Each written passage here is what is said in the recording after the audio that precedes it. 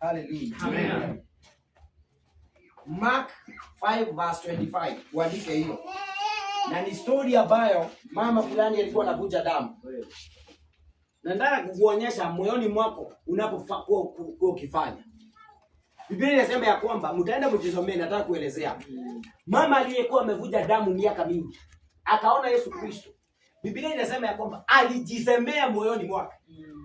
Jambo la kwanza alijisemea moyoni mwake, nahitaji tu kuguza. Bwana Yesu asifiwe.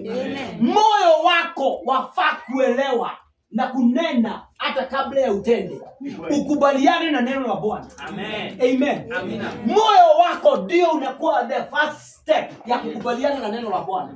Kwa hivyo wakati uko kwa shida, moyo wako lazima ukubaliane na neno la Bwana. Biblia inasema ya kwamba wale wanaomba waamini ya kwamba wamepokea ili alafu watapokea. Ni kwa nini? Sababu kuamini kabla umepokea inaleta moyo wako katika agano ya Mungu ambaye anatenda. Yes. Amen. Kwa hivyo huyu mama hakupokea wakati aliguza, alipokea wakati alisema moyoni mwake, nahitaji tu kuguza.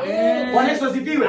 Be possession. And when I talk about be possession, your heart have to agree with the word of God. Oh yes. Ni kweli navuja damu, lakini nahitaji tu kuguza. Kwa hiyo neno lake moyoni mwake anaelewa.